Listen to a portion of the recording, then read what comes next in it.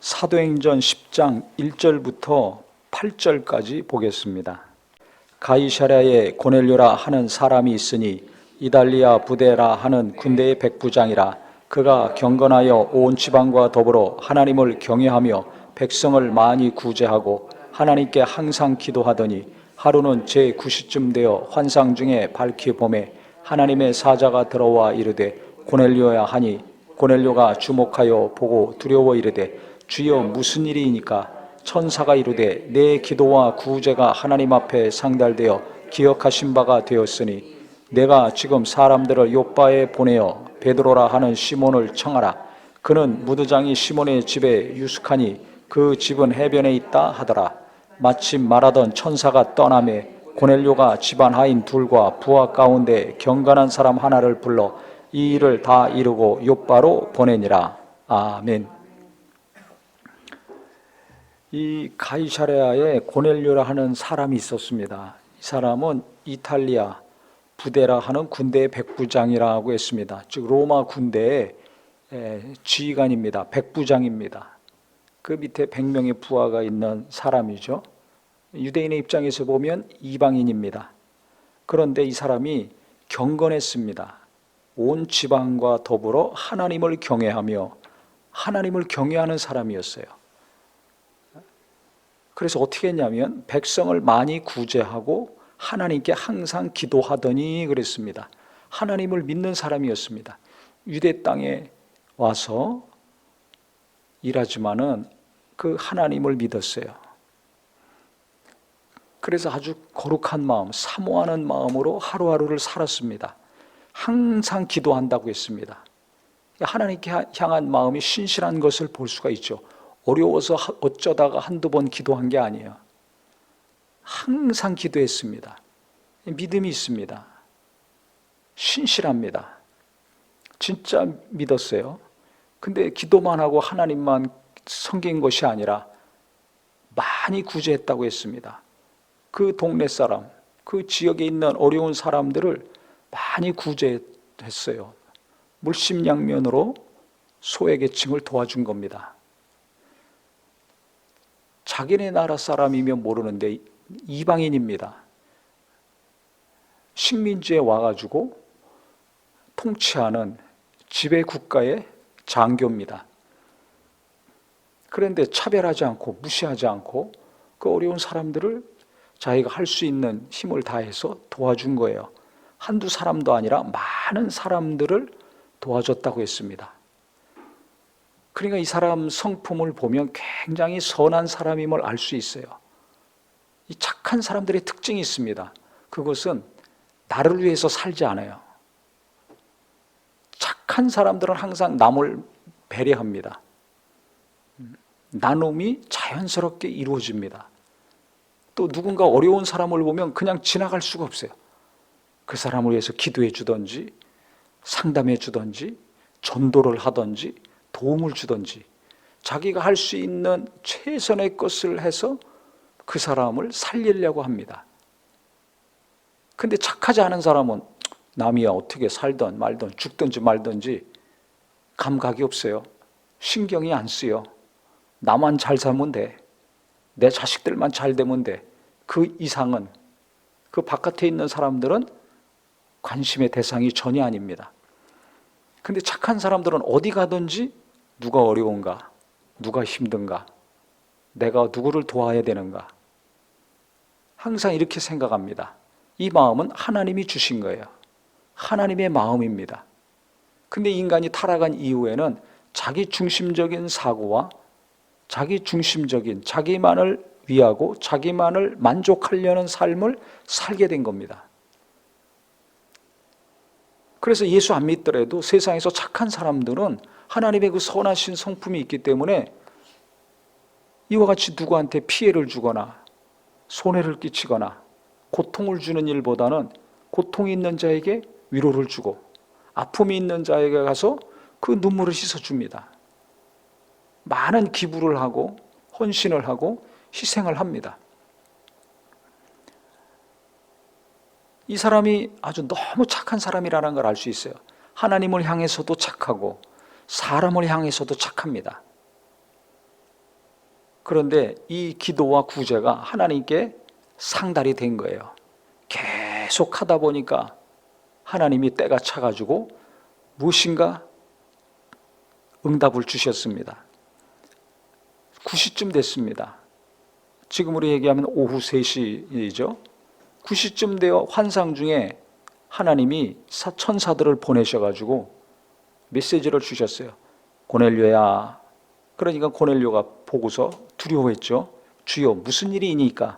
천사가 이르되 내 기도와 구제가 하나님 앞에 상달되어 기업하신 바가 되었으니 내가 지금 사람들을 요바로 보내어 베드로를 청해라. 그래서 그가 자기 집안 하인 둘과 부하 중에 경건한 사람, 믿음 좋은 사람 하나를 붙여서 3명을 보냈습니다. 그래서 이 사람들이 가가지고 하나님이 말씀하신 요바에 가서 베드로를 만나게 됩니다. 그때 그럼 베드로는 기도하다가 하나님이 환상을 3번이나 보여주셨어요. 이방인이 구원받는다는 환상인데 처음에 그걸 그는 몰랐죠. 먹지 말아야 될 거 하나님이 보여주시면서 먹으라 그랬거든요. 구약에는 유대인들은 먹어야 될 거, 먹지 말아야 될 거 구별이 되어 있습니다. 근데 도무지 먹으면 안 되는 거 보여주시면서 먹어라. 이게 무슨 뜻이지? 몰랐어요. 3번씩이나 보여주셨습니다. 그래도 잘 몰랐어요. 근데 요바에서 고넬료가 보낸 사람들을 이제 만난 거죠. 그래서 이게 하나님이 이방인들을 구원하려는 뜻인가 보다. 그때 이제 알은 거죠.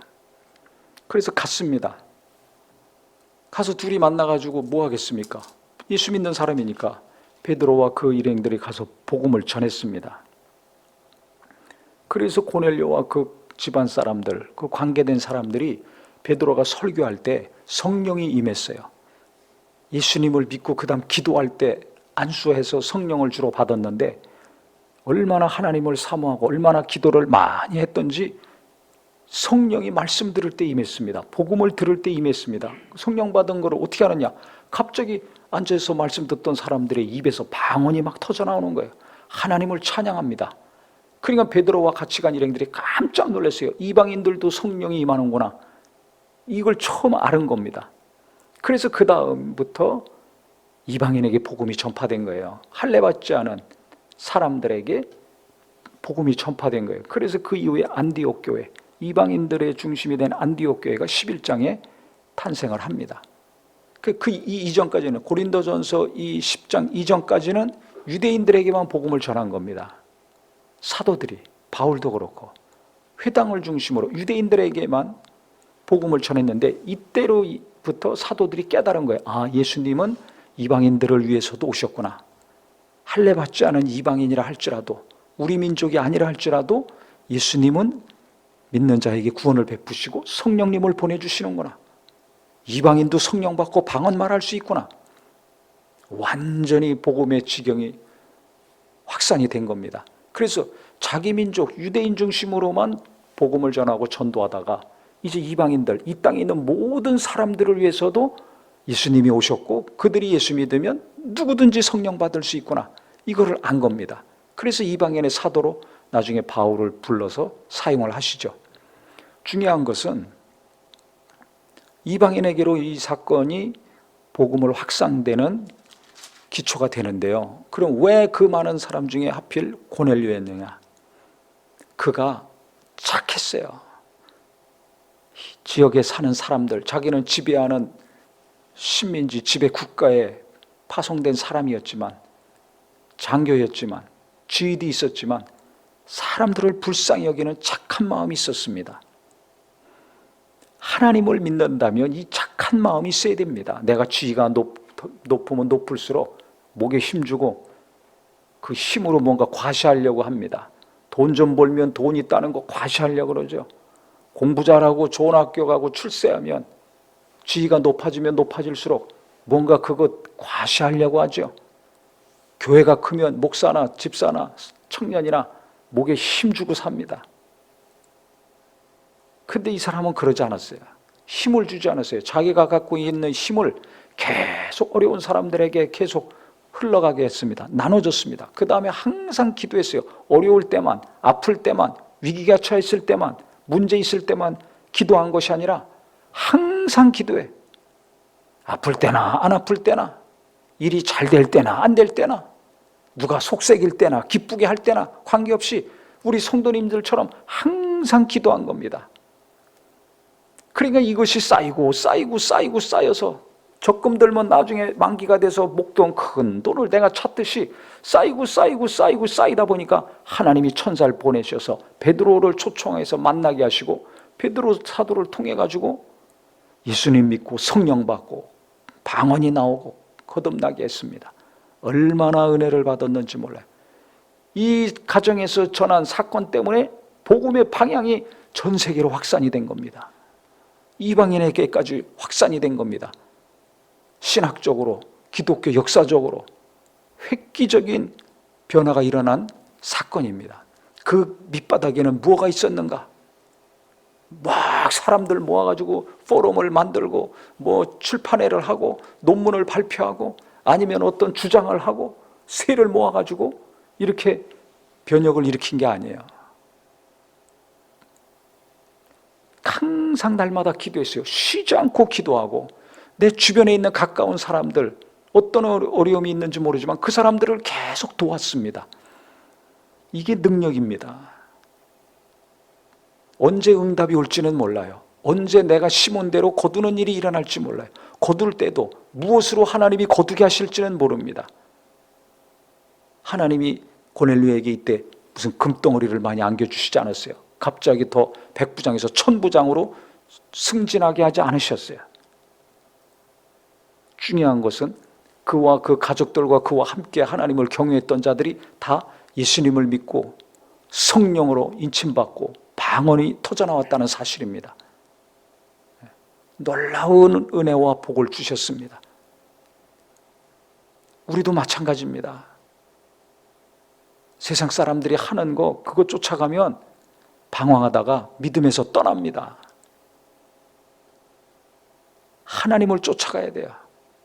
높은 자리에 있던 낮은 자리에 있던 관계없이, 내가 힘이 있을 때나 없을 때나 관계없이 날마다 계속 기도하고 하나님 뜻대로 살려고 하고, 어려운 사람 위해서 기도하고 어떻게 도와야 될지 기도하고, 내가 할 수 있는 한 그 사람들을 돕고 하는 일을, 하나님을 사랑해서 기도하고 하나님을 계속 경외하고 이웃을 사랑해라.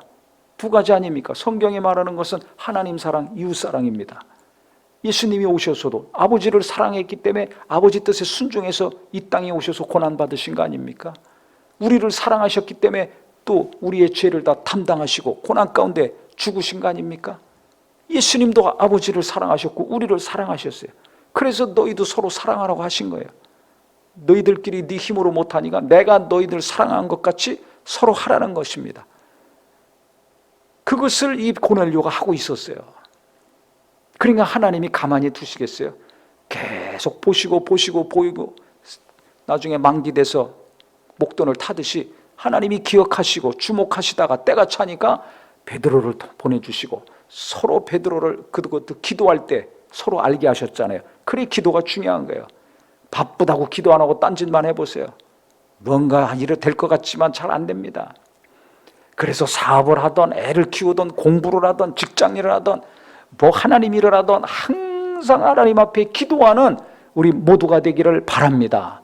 기도할 때 지혜가 임하고, 기도할 때 하나님의 뜻을 알고, 기도할 때 하나님의 인도하심을 잘 받을 수 있는 거예요. 왜? 기도할 때 내 뜻을 내려놓고 내 계획을 내려놓고 내 원함을 내려놓으니까. 기도도 제대로 해야 돼요. 착한 마음으로 해야 돼요. 욕심이 잉태된 것으로 내가 원하는 거 도와달라고, 하고 싶은 거 해달라는 기도라면 안 됩니다. 진짜 기도는, 하나님이 기뻐하시는 참 기도는 착한 기도가 되어야 됩니다. 내 뜻이 아니라 아버지 뜻을 구하는 기도가 해야 됩니다. 내 원대로 마옵시고 아버지 원대로 되게 원하나이다. 간절히 예수님이 기도하셨잖아요. 바로 그 기도가 하나님이 기뻐하시는 기도요, 참말 선한 기도, 착한 기도입니다. 깨끗한 기도입니다. 그래서 정욕으로 구하지 말라, 더러운 기도하지 말라, 지저분한 기도하지 말라. 그게 뭐예요? 내 욕심과 내 원함과 내가 하고 싶은 거 그거 해달라는 게 그 기도입니다. 근데 내가 지금 깨끗한 기도를 하는지, 하나님이 기뻐하시는 기도를 하는지, 더러운 기도를 하는지, 지저분한 기도를 하는지 그건 몰라요. 옷이 깨끗한가 더러운가, 얼굴이 깨끗한가, 뭐가 묻었나는 항상 신경 쓰면서 하나님을 찾고 기도하는 것도 우리가 구별해야 됩니다. 그래서 정과 육심을 십자가에 못 박고 정욕으로 구하지 말라. 응답이 없다고 하신 거예요. 깨끗한 마음으로, 거룩한 마음으로 하나님을 섬기고 하나님 앞에 기도하니까, 이웃을 사랑해서 이웃을 계속 도우니까 선을 행하되 낙심할지니 포기하지 않으면 때가림에 거두리라. 갈라디아서 6장 9절의 말씀이 이루어진 것입니다. 자기가 기도한 것이나 구제한 것 그 이상 상상할 수 없는 일로 기둥 같은 베드로 사도를 보내셔가지고 예수님을 알게 하시고 성령으로 거듭나게 하시고 방언의 은사까지 터지게 하셨으니, 자기와 자기 온 권속들이 그렇게 은혜를 받게 하셨으니 이게 얼마나 큰 복입니까? 얼마나 감사한 겁니까? 놀라운 일이 일어난 겁니다. 그래서 누가 물로 침 내줌을 그 말이요, 베드로가 그 자리에서 침 내줬잖아요. 그날 놀라운 역사가 일어났습니다. 우리도 계속 이와 같이 착한 마음으로, 정말 구별된 마음으로 하나님의 뜻대로 되게 해달라고, 또 어려운 사람들 도우면서 계속 하나님께 기도하고 예배하면서 말씀 묵상하면서 하나님을 두렵고 떨리는 마음으로 섬기면서 나간다면, 때가 참에 고넬료와 그 가족과 그 관계된 사람들에게 이와 같이 큰 역사를 이루신 하나님이 내게도 우리에게도 내가 상상하지 못한 놀라운 은혜와 역사를 이루어 주실 것입니다. 이것이 우리에게 소망이 되고 믿음이 되기를 예수 이름으로 축원합니다. 예수 이름으로 축원합니다. 그래서 항상 기도하는 자가 나중에는 이기는 자입니다. 항상 구제하면서 사는 사람이 진짜 큰 부자입니다. 그러니까 영적인 부유함이 넘치는 거예요.